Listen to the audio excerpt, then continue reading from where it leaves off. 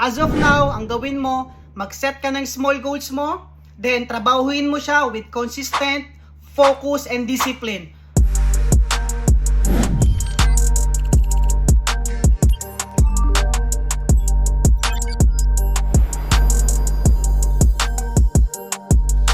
Hi guys, good morning. Isa sa nakita kong problema sa mga nagsisimula sa network marketing business nila, the way na mag-set sila ng goal, napakalaki agad. Gusto nila kumita agad ng 1 million sa isang taon. Gusto nila kumita agad sila ng 100,000 per month, makabili ng sports car o makabili ng pangarap nilang sasakyan. Okay, so wala naman masama doon na yun yung pangarap or sinet mo na goals. Pero ang point ko, since nagsisimula ka pa lang, okay, kailangan mag-focus ka muna doon sa small goals na tinatawag natin. Wag kang mag-focus agad doon sa pinaka-end result.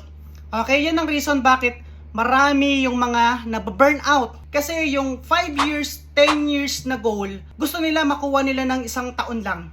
Yung mga nakikita nyong mga coach, the reason bakit sila mabilis magkaroon ng resulta, kasi marami na silang experience, guys. Marami na silang pinagdaanan sa network marketing nila. Okay, baka yung coach mo, yung mentor mo, 5 years or 10 years na siya sa ganitong industry.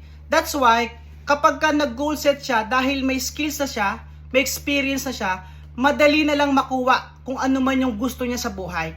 Ang gawin mo para hindi ka ma-burn out, let's say mag-set ka ng goals mo ng 5,000 o kaya 10,000 sa isang buwan. Kapag ka nakuha mo tong goal mo na to, ang gawin mo, doblehin mo lang yung sipag mo, doblehin mo lang yung work ethics mo. The moment nakuha mo ulit yung goals mo, so ang gawin mo, doblehin mo lang ulit.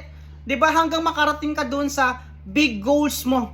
So yun lang naman, again uulitin ko, hindi masama magkaroon ng big goals. Okay? Pero yan na yung pinaka-end result ng tinatrabaho natin. As of now, ang gawin mo, mag-set ka ng small goals mo, then trabahuin mo siya with consistent, focus, and discipline. Mag-focus ka sa self-development mo and skills. Okay, believe me, pag ginawa mo yan, nang tuloy-tuloy, makakarating ka sa pangarap na gusto mo. See you again sa next vlog. Bye-bye.